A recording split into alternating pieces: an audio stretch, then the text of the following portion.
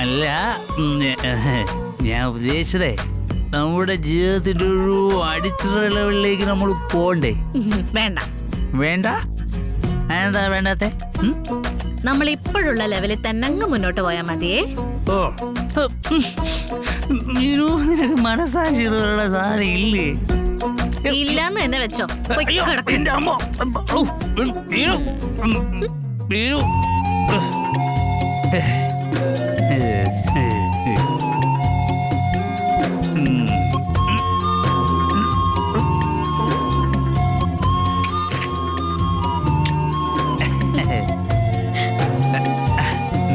മീനു, നീയേ സുന്ദരിയ. ഓഹോ. നീയേ Susheela.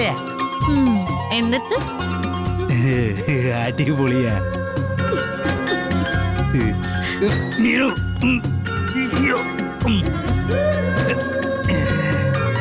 Meenu, you are the light in my loneliness. You are strong in my heart. The dew upon my desert. The melody in my song. The Lord. ലോഡല്ല. എന്തെങ്കിലും ആയിക്കോട്ടെ. I love you, മീനുകുട്ടി. And I love you, മീനുകുട്ടി. I love you.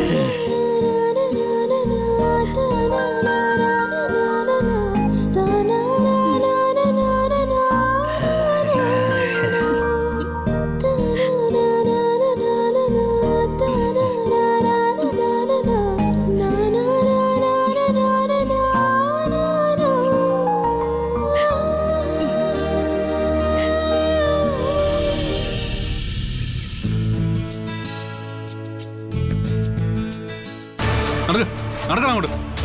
ആ, മര്യാദക്ക് അച്ഛനോട് മാപ്പ് പറയണം. എടാ പറയാൻ കാല് പിടിച്ച് മാപ്പ് പറയടാ. ആനന്ദേ, നീ എന്താ ഈ കാണിക്കുന്നേ? എന്താടാ നിനക്കൊക്കെ എന്തോ ആവാന്നായോ? എടാ നിങ്ങളോട് പറഞ്ഞേ മാപ്പ് പറയാൻ.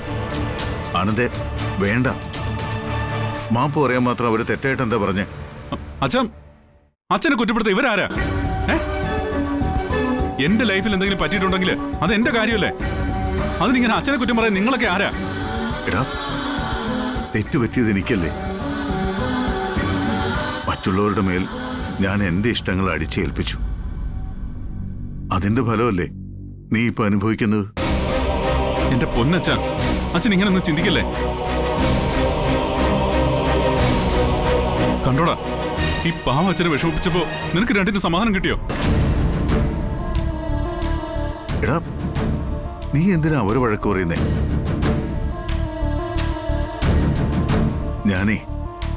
ഞാൻ എന്റെ മക്കളുടെ ആഗ്രഹങ്ങൾ അറിയാൻ ഒരിക്കലും ശ്രമിച്ചിട്ടില്ല. എന്റെ ആഗ്രഹങ്ങൾ അവരിലേക്ക് അടിച്ചേൽപ്പിക്കുകയായിരുന്നു, അല്ലേ? ഞാൻ ആഗ്രഹിച്ച സ്ഥലത്ത് അവരെത്തണമെന്നുള്ളത് എന്റെ ഒരു വാശിയായിരുന്നു. എടാ, ഞാൻ പഠിച്ചിട്ടില്ല. അതുകൊണ്ടായിരിക്കും എന്റെ മക്കൾ വലിയ നിലയിൽ എത്തണമെന്നും വലിയ പഠിപ്പുകാരാകണമെന്നൊക്കെ ഞാൻ ആഗ്രഹിച്ചത്. പക്ഷെ അതൊന്നും നിങ്ങൾ നശിച്ചു പോകാൻ വേണ്ടിയായിരുന്നില്ല. എന്നാലും അത് തെറ്റാണെന്ന് പിന്നെ എനിക്ക് മനസ്സിലായി. അല്ല, നിങ്ങളുടെ ആഗ്രഹങ്ങൾക്കനുസരിച്ചല്ലേ നിങ്ങൾ ജീവിക്കേണ്ടത്? അച്ഛാ, എന്റെ ഭാഗത്തും തെറ്റുണ്ടല്ലോ. എന്റെ ആഗ്രഹങ്ങൾ എന്താണെന്ന് അച്ഛൻ ചോദിച്ചില്ല, അത് ശരിയാണ്. പക്ഷെ എനിക്ക് അച്ഛനോട് പറയായിരുന്നല്ലോ. ഞാനത് പറഞ്ഞില്ലല്ലോ, അതെന്റെ ഭാഗത്തെ തെറ്റല്ലേ? എടാ, നിസ്സാര കാര്യങ്ങൾക്ക് പോലും ചൂരലുകൊണ്ട് പുറം അടിച്ചു പൊട്ടിക്കുന്നൊരു അച്ഛനോട് നീ എങ്ങനെയാടാ മോനെ നിന്റെ ആഗ്രഹങ്ങൾ പറയുന്നത്? വണ്ടിക്കാളയ്ക്ക് വണ്ടിക്കാരന്റെ ചാട്ട കൊണ്ടുള്ള അടി ശീലമാകുന്ന പോലെ അല്ലേ? അച്ഛാ, അതിനി വിട്ടേക്ക്. ഇനിയും നമ്മൾ പഴയ കാര്യങ്ങൾ പറഞ്ഞോണ്ടിരിക്കണ്ട. എനിക്കറിയാടാ, കഴിഞ്ഞതൊന്നും തിരുത്താൻ പറ്റില്ലെന്ന് എനിക്കറിയാം. നിങ്ങളായതുകൊണ്ടാ. നിങ്ങളുടെ സ്ഥാനത്ത് മറ്റാരെങ്കിലും ആയിരുന്നെങ്കിൽ എന്നെയും ഈ വീടും നിങ്ങളുടെ അമ്മയൊക്കെ ഉപേക്ഷിച്ച് എന്നേ പോയേനെ. ആ, നിങ്ങൾ ഇവിടം വിട്ട് പോകാത്തത് എന്നോടുള്ള സ്നേഹം കൊണ്ടായിരിക്കില്ല. നിങ്ങളുടെ അമ്മയെ വിട്ടു പോകാൻ പറ്റാത്തതുകൊണ്ടായിരിക്കും അല്ലേ? എന്തൊക്കെയാ അച്ഛൻ ഈ പറയുന്നത്? ഞങ്ങൾ അച്ഛനെ വിട്ടിട്ട് പോകാനോ? അച്ഛാ, ഞങ്ങളങ്ങനെ ഒരിക്കൽ പോലും ചിന്തിച്ചിട്ടില്ല. അച്ഛനോട് ദേഷ്യമൊക്കെ തോന്നിയിട്ടുണ്ട്, ആ, അത് ശരിയാ. പക്ഷേ ഞങ്ങളുടെ അച്ഛനല്ലേ, അച്ഛനെ വിട്ടിട്ട് ഞങ്ങൾ പോവോ? എടാ, നിങ്ങളുടെ ഈ സ്നേഹമൊക്കെ അനുഭവിക്കാൻ ഈ അച്ഛന് എന്ത് യോഗ്യതയാടാ ഉള്ളത്? അച്ഛൻ എടാ, നിങ്ങൾക്ക് വേണ്ടി ഞാൻ എന്താടാ ചെയ്തത്? അതെ അച്ഛാ, അച്ഛൻ ഞങ്ങൾക്ക് വേണ്ടി ചെയ്ത കാര്യങ്ങളൊക്കെ ഞങ്ങളുടെ നന്മയ്ക്ക് വേണ്ടിയായിരുന്നു എന്ന് ഞങ്ങൾക്കറിയാം. എടാ, ഞാൻ നിങ്ങളെയൊക്കെ നന്നായിട്ട് തന്നെയാണോ വളർത്തിയത്? അച്ഛൻ എന്തൊക്കെയാ പറയുന്നേ? അച്ഛൻ ഞങ്ങളെ നന്നായിട്ട് തന്നെ വളർത്തിയ. അച്ഛന്റെ മക്കള് ആരെങ്കിലും പറ്റിച്ചിട്ടുണ്ടോ? ആരോടെങ്കിലും ഇതുവരെ കള്ളം പറഞ്ഞിട്ടുണ്ടോ? അച്ഛൻ ഞങ്ങളെ പറ്റി ആരെങ്കിലും അങ്ങനെ ഒരു പരാതി ഇതുവരെങ്കിലും പറഞ്ഞിട്ടുണ്ടോ? അതൊന്നും ഞങ്ങളുടെ ക്വാളിറ്റി അല്ല. അച്ഛൻ ഞങ്ങളെ അങ്ങനെ വളർത്തിയേ. എടാ, ഞാൻ ശരിക്കും ഒരു നല്ല അച്ഛനാണോടാ? അച്ഛാ, അച്ഛൻ അങ്ങനെയൊന്നും പറയല്ലേ. ഇന്നലെ ബോധമില്ലാതെ ഞങ്ങൾ എന്തൊക്കെയോ പറഞ്ഞുപോയി. അച്ഛനത് മനസ്സിൽ വയ്ക്കല്ലേ. നിങ്ങൾ രണ്ടുപേരുവേ ഇന്നലെ പറഞ്ഞ കാര്യങ്ങളൊക്കെ ബോധമില്ലാതെ പറഞ്ഞതാണ്. പക്ഷേ അത് നിങ്ങൾ എന്റെ മുഖത്ത് നോക്കി ബോധത്തോടെ പറയേണ്ട കാര്യങ്ങൾ തന്നെയായിരുന്നു.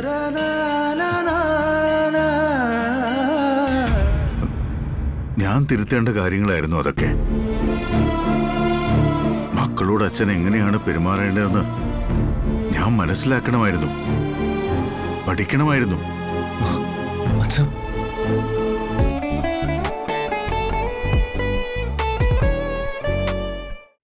മക്കളോട് അച്ഛൻ എങ്ങനെയാണ് പെരുമാറേണ്ടതെന്ന് ഞാൻ മനസ്സിലാക്കണമായിരുന്നു, പഠിക്കണമായിരുന്നു. അച്ഛാ, ഈ കുടുംബത്തിന്റെ ഭാരം മുഴുവൻ എന്റെ ചുമലിലാണ്. ഞാൻ മാത്രമാണ് അധ്വാനിക്കുന്നത്. മറ്റാരും എന്റെ കുടുംബത്തോട് ഞാൻ കാണിക്കുന്നത്ര ആത്മാർത്ഥത കാണിക്കുന്നില്ല എന്നൊക്കെ തെറ്റിദ്ധരിച്ച് മുന്നോട്ട് പോയ ഒരാളാ ഞാൻ. ആ തെറ്റിദ്ധാരണ മാറ്റിക്കൊടുക്കുന്നത് അവരുടെ മക്കള് തന്നെയായിരിക്കും.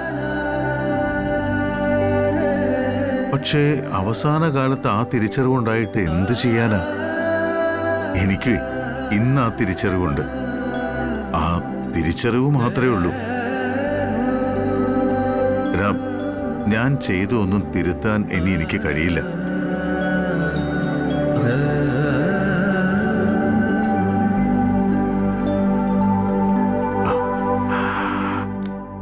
എടാ, നീ അച്ഛനോട് ക്ഷമിക്കടാ. അച്ഛൻ എന്നോട് മാപ്പ് പറയല്ലേ. എനിക്കത് സഹിക്കാൻ പറ്റില്ല.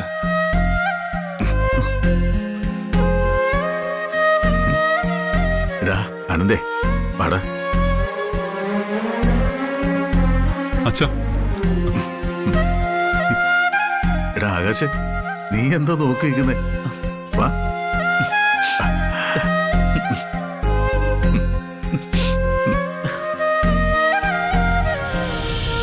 എടാ, നിങ്ങൾ കൂടെ ഉണ്ടെങ്കിലേ ഈ അച്ഛൻ ഒരിടത്തും തോക്കില്ലടാ. ഞങ്ങൾ കൂടെ ഉണ്ട് അച്ഛാ. അച്ഛന്റെ പിന്നിൽ എപ്പോഴും ഞങ്ങളുണ്ടാവും. ഞങ്ങളുടെ അച്ഛൻ തോക്കാൻ ഞങ്ങൾ സമ്മതിക്കില്ല. നീയൊക്കെ ഇപ്പോഴും അച്ഛനോട് മാപ്പ് പറഞ്ഞിട്ടില്ല. എടാ, ഇവന്മാര് മാപ്പ് പറയണ്ട, തീർന്നില്ലേ?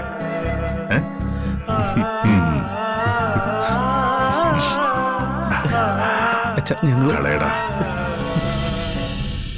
അപ്പൊ ശരി, നാളെ നമുക്ക് ഓഫീസിൽ വെച്ച് കാണാം. ആ ഏട്ടാ, എന്താടാ? ഏട്ടൻ തിരക്കിലാണോ? നീ കാര്യം പറ. ഏട്ടാ, ഞാനൊരു പ്രധാനപ്പെട്ട കാര്യം ഏട്ടനെ അറിയിക്കുക. എന്താടാ? മറ്റന്നാള് ധർമ്മന്റെ കടയുടെ ഉദ്ഘാടനമാ. ആഹാ, അത് കൊള്ളാലോ. കാര്യങ്ങൾ വേഗത്തിൽ നീങ്ങിയല്ലേ? നീ സംസാരിക്കാൻ തുടങ്ങിയപ്പോഴേ എന്തോ ഒരു രഹസ്യം പറയാൻ തുടങ്ങിയതുപോലെ എനിക്ക് തോന്നിയത്. ഇതൊരു സന്തോഷ വാർത്തയല്ലേ? നമുക്ക് സന്തോഷ വാർത്ത തന്നെ. പക്ഷെ ധർമ്മൻ എത്രത്തോളം സന്തോഷാവൂന്നറിയില്ല. എന്താടാ, എന്തെങ്കിലും പ്രശ്നമുണ്ടോ? ഒരു ചെറിയ പ്രശ്നം. ബാലന്റെ കടയ്ക്ക് ഏതാണ്ട് അടുത്തായിട്ടാ ധർമ്മന്റെ കട വരുന്നത്. ഒരു 5 കടയ്ക്ക് അപ്പുറത്തായിട്ട്. ഏയ്, അത് വേണ്ട അച്യുതാ. ഒന്നാമത് ധർമ്മൻ ഇത് സമ്മതിക്കാൻ പോകുന്നില്ല.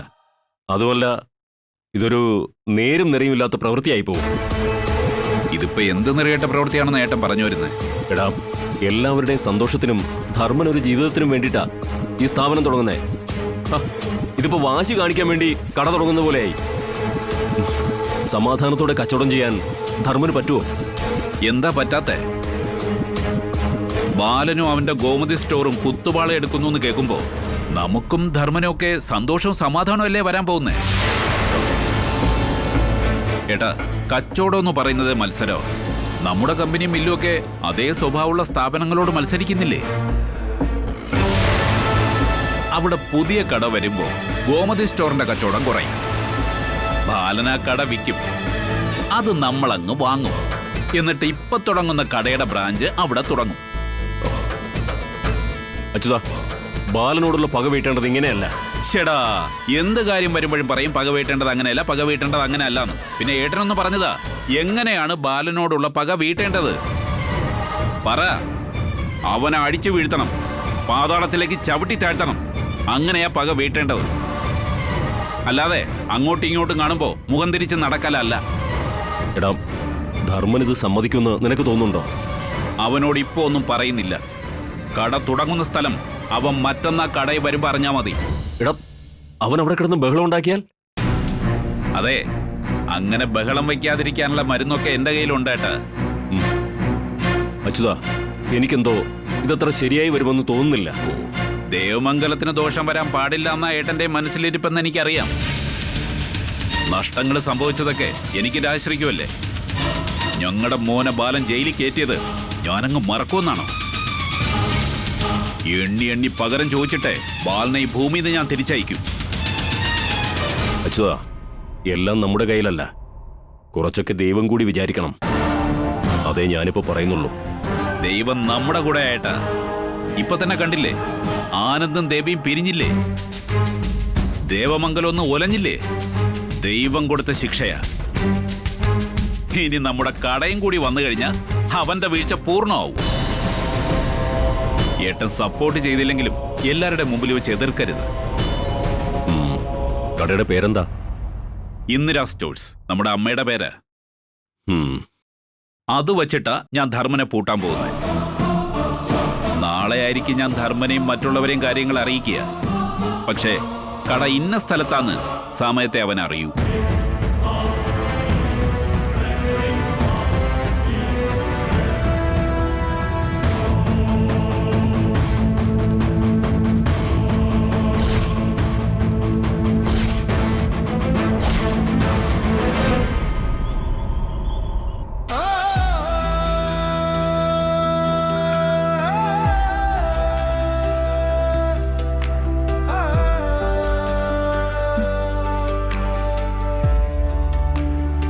അതെ,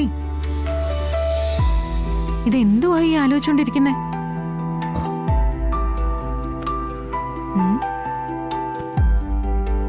കാര്യമായിട്ട് എന്തോ ആലോചിക്കായിരുന്നല്ലോ. ഏയ്, ഒന്നുമില്ല. അങ്ങനെയല്ല, എന്തോ ഉണ്ട്. ഏയ്, ഇല്ലടോ, ഒന്നുമില്ല. മര്യാദയ്ക്ക് പറ, എന്താ ആലോചിച്ച? അത് അച്ഛൻ എന്തൊരു പാവാ. അതിപ്പോഴാണോ അറിയുന്നേ? ഞാൻ അങ്ങനെയൊന്നും പറയാൻ പാടില്ലായിരുന്നു. ഇപ്പോഴും അതൊക്കെ തന്നെയാണോ മനസ്സില്? അല്ല, അപ്പോ അത്യാവശ്യം വെള്ളം ഒഴിച്ചിരുന്ന മൂടായതുകൊണ്ടേ. പിന്നെ ആകാശേട്ടനും എന്തൊക്കെയോ വിളിച്ച് പറഞ്ഞായിരുന്നോ? അതുകൂടി ആയപ്പോ ഞാൻ എന്തൊക്കെ അങ്ങ് വിളിച്ച് പറഞ്ഞുപോയി. ഇനി അത് വിട്ടേക്ക്. ഏതായാലും അങ്കിളിനെ പോയി കണ്ടില്ലേ, സോറി പറയുകയും ചെയ്തു. പിന്നെന്താ ആര്യ? സോറിയൊക്കെ പറഞ്ഞു. എന്നാലും ഞാൻ പറഞ്ഞ കാര്യങ്ങളൊക്കെ അച്ഛന്റെ മനസ്സിൽ നിന്ന് പോയിട്ടുണ്ടാവുമോ? അതൊരിക്കലും ഉണ്ടാവില്ല. ആര്യനും ആകാശേട്ടനും പറഞ്ഞ കാര്യങ്ങളൊക്കെ അങ്കിളുടെ മനസ്സിൽ തന്നെ തറച്ചു കിടക്കും. പക്ഷെ അങ്കിള് നിങ്ങളോട് ക്ഷമിക്കും. ഇനി അത് വിട്ടേക്ക്. അതേ, മുൻപേ ഞാൻ ഇതേ കാര്യം പറഞ്ഞതാ. നമുക്ക് പാതി വഴിയിൽ നിർത്തിയ ലക്ഷ്യമുണ്ടല്ലോ, ഒരു ബെസ്റ്റ് മ്യൂസിക് ഡയറക്ടർ ആവുക. അതൊന്ന് പൊടി തട്ടിയെടുത്താലോ? ഏയ്, ഇനി അതൊന്നും നടക്കുന്ന കാര്യമല്ല. അതൊന്നും നടക്കാത്ത? ആ ടച്ചൊക്കെ വിട്ടുപോയില്ലേ? അങ്ങനെയൊന്നുമില്ല, വിചാരിച്ചാൽ നടക്കാവുന്ന കാര്യമുള്ളൂ. എടോ, ഞാനൊരു മൂളിപ്പാട്ടെങ്കിലും ഈ അടുത്ത് പാടുന്നത് താൻ കേട്ടിട്ടുണ്ടോ? മൂളിപ്പാട്ട് പാടുന്നില്ലാന്ന് വെച്ച് മനസ്സിൽ സംഗീതം ഇല്ലാതിരിക്കില്ലല്ലോ. എനിക്കറിയില്ല സംഗീതം എന്റെ മനസ്സിലുണ്ടോന്ന്. സത്യമായിട്ട് എനിക്കറിയില്ല. ആര്യ, ഈ എഴുത്താണെങ്കിലും സംഗീതമാണെങ്കിലും അതൊക്കെ ഒരു സിദ്ധിയല്ലേ, ഈ ജന്മനാ കിട്ടുന്നത്. അതൊരിക്കലും നഷ്ടപ്പെട്ടു പോവില്ല. എനിക്ക് ആ കാര്യത്തിൽ ഉറപ്പൊന്നുമില്ല. പണ്ട് എനിക്കൊരു ഉറപ്പുണ്ടായിരുന്നു, വലുതാവുമ്പോ ഞാൻ ആഗ്രഹിച്ചതുപോലെ ഒരു നല്ല മ്യൂസിക് ഡയറക്ടറായി മാറുമെന്ന്. ആരെയും അറിയിക്കാതെ ഞാൻ ചില ഡയറക്ടേഴ്സിനെയും പോയി കണ്ടിട്ടുണ്ട്. ആണോ? വിദ്യാസാഗർ സാറിനെ കണ്ടിട്ടുണ്ട്, പിന്നെ ജയചന്ദ്ര സാറിനെ, അങ്ങനെ കുറെ പേര്. കൂടെ അസിസ്റ്റന്റ് ആയിട്ട് നിർത്താൻ പറ്റുമോ എന്നറിയാനായിട്ട്. പിന്നെ അവർക്കൊക്കെ വേറെ അസിസ്റ്റന്റ് ഉള്ളത് കൊണ്ടായിരിക്കും അടുത്ത പടത്തിൽ നോക്കാമെന്ന് പറയും. പക്ഷേ അവരുടെ ഒരു കോള് വരുന്ന സമയത്തെ പലപ്പോഴും എനിക്ക് പോകാൻ പറ്റുന്ന അവസ്ഥയായിരുന്നില്ല. അങ്ങനെ അവസരങ്ങള് കുറെ നഷ്ടപ്പെട്ടിട്ടുണ്ട്. പിന്നെ ലൈഫിലെ ഏറ്റവും വലിയൊരു മെമ്മറി ആയിട്ട് ഞാൻ മനസ്സിൽ വെച്ചിരിക്കുന്ന ഒരു കാര്യമാണ് SPB സാറിനെ നേരിട്ട് കണ്ടത്. SP ബാലസുബ്രഹ്മണ്യത്തിനോ? ആ അതെ, ഒരിക്കൽ അദ്ദേഹം കേരളത്തിൽ വന്നപ്പോ ഞാൻ നേരിട്ട് പോയി കണ്ടിട്ടുണ്ട്. കാലിൽ തൊട്ട് അനുഗ്രഹം വാങ്ങിച്ചിട്ടുണ്ട്.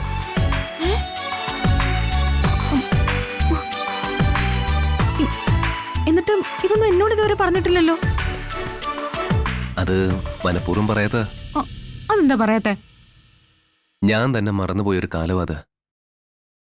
വീണ്ടും വീണ്ടും ഓർക്കുമ്പോ എനിക്ക് തന്നെ അത് വേദന തോന്നും. അങ്ങനൊന്നുമില്ല. എടോ, തനിക്കൊരു കാര്യം അറിയോ? നമ്മുടെ മനസ്സിൽ അടങ്ങാത്തൊരാഗ്രഹം കിടക്കുന്നുണ്ടെങ്കിലേ ആ സ്വപ്നത്തിന് വേണ്ടി പ്രയത്നിക്കാൻ നമുക്ക് അവസരം ഉണ്ടാവുമ്പോഴാണ് നമുക്കതിൽ ഏറ്റവും കൂടുതൽ സന്തോഷം ഉണ്ടാവുന്നത്. പക്ഷേ ആ സ്വപ്നത്തെ മറന്ന് ജീവിക്കേണ്ടി വരുമ്പോഴേ അത് തരുന്നൊരു വേദനയുണ്ട്. ആ വേദന കുറെ കാലം ഞാൻ അനുഭവിച്ചതാ. പിന്നെ പതുക്കെ പതുക്കെ അതിനോടങ്ങ് പൊരുത്തപ്പെട്ടു. ഇപ്പൊ എന്റെ ഉള്ളിലെ ആ സ്വപ്നത്തിന് മേലെ ചാരം മൂടി. സ്വപ്നത്തിന് മുകളിൽ മൂടിയ ആ ചാരം നമ്മൾ തൂത്ത് കളഞ്ഞ് മാറ്റി പത്തര മാറ്റി തിളക്കത്തോടെ ആ സ്വപ്നം നമ്മൾ വീണ്ടെടുക്കും. ഇപ്പൊ അതൊന്നും എന്റെ മനസ്സിലില്ല. എങ്ങനെയെങ്കിലും ട്രാവൽ ഏജൻസി ഒന്ന് സെറ്റാക്കി എടുക്കണം.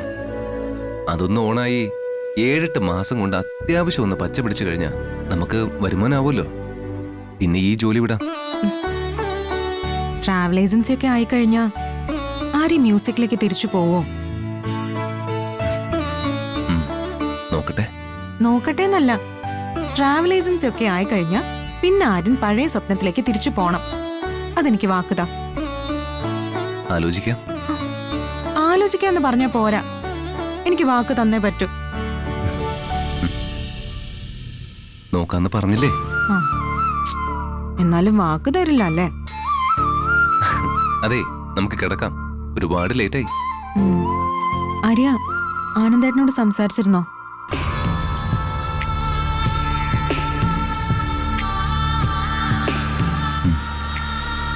എന്നിട്ട് ഏട്ടൻ എന്തു പറഞ്ഞു? അതിന് ഞാൻ കേസിന്റെ കാര്യത്തെക്കുറിച്ചൊന്നും ചോദിച്ചില്ല. ആനന്ദേട്ടൻ ഏട്ടത്തിയെ അങ്ങനെ അങ്ങ് ഉപേക്ഷിക്കാൻ പറ്റുമോ? അത് ഞാൻ ഇപ്പൊ എങ്ങനെ പറയാനാ മിത്രേ? നമ്മളൊന്നും വിചാരിച്ച പോലെയല്ലല്ലോ അവര് തമ്മിലുണ്ടായിരുന്ന ബന്ധം. എനിക്ക് തോന്നുന്നത് ആനന്ദേട്ടന്റെ മനസ്സ് മാറുന്ന. ഇല്ല മിത്രേ, ഇപ്പോഴത്തെ സാഹചര്യത്തില് ഏട്ടന്റെ തീരുമാനത്തിൽ ഉറച്ചു നിൽക്കുകയുള്ളൂ. അപ്പോ ഏട്ടത്തി ഇനി ഒരിക്കലും ഇങ്ങോട്ട് തിരിച്ചു വരില്ല എന്നാണോ? ഏട്ടന്റെ ഭാഗത്തുനിന്ന് ചിന്തിക്കുമ്പോ ഏട്ടൻ പറയുന്നത് ശരിയല്ലേ? സ്വന്തം വീട്ടുകാരുമായി ചേർന്ന് ഏട്ടത്തി ഇത്രയും നാളും ഏട്ടനെ നമ്മളെ ഒക്കെ ചതിക്കുമായിരുന്നില്ലേ? ഞാൻ മനസ്സിലാക്കിയെടുത്തോളം ഏട്ടത്തിക്ക് അറിഞ്ഞുകൊണ്ട് ആരെയും ചതിക്കാൻ കഴിയില്ല. സാഹചര്യങ്ങൾ കൊണ്ട് ചെയ്തു പോയതായിരിക്കും. എന്ത് സാഹചര്യം? ഏടത്തിക്ക് ഏട്ടനോടെങ്കിലും എല്ലാം ഒന്ന് തുറന്നു പറയായിരുന്നില്ലേ? ഒക്കെ മറച്ചു വെച്ച് എല്ലാവരെയും ചതിച്ചു.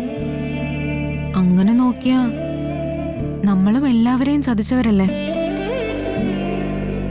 അല്ല, നമ്മുടെ കല്യാണക്കാര്യം നമ്മളും എല്ലാവരിൽ നിന്നും മറച്ചു വെച്ചില്ലേ? അത് ശരിയായിരുന്നോ? നമ്മൾ ചെയ്തതും ചതിയല്ലേ? നമ്മുടെ കല്യാണക്കാര്യവും ഇതുമായിട്ട് കൂട്ടിക്കൊഴിക്കല്ലേ മിത്രേ? രണ്ടും ഒരുപോലെയാണോ നടന്നത്? അതല്ല. പിന്നെ കല്യാണം കഴിഞ്ഞ കാര്യം മറച്ചു വെച്ചത് ആ സാഹചര്യത്തിൽ അങ്ങനെ ചെയ്യാനേ പറ്റുമായിരുന്നുള്ളൂ. പക്ഷേ നമ്മൾ ഒരു കാര്യവും പരസ്പരം മറച്ചു വെച്ചിട്ടില്ല. ഇതങ്ങനെയാണോ? എന്നാലും ഡിവോഴ്സ് എന്നൊക്കെ പറയുമ്പോ ആര്യൻ ആനന്ദേട്ടനോടൊന്ന് സംസാരിച്ചൂടെ? എടോ, നമ്മൾ പുറത്തുനിന്ന് നോക്കി കാണുന്നത് പോലെയല്ല പലരുടെയും ജീവിതം. അവർക്കിടയിൽ സംഭവിച്ചത് എന്താണെന്നും ഏട്ടൻ അനുഭവിച്ചത് എന്താണെന്നും ഒക്കെ അത് ഏട്ടനല്ലേ അറിയൂ. ഏട്ടത്തിക്ക് വേണ്ടി സംസാരിച്ച് ഏട്ടനെ സമ്മർദ്ദത്തിലാക്കാൻ എനിക്ക് കഴിയില്ല.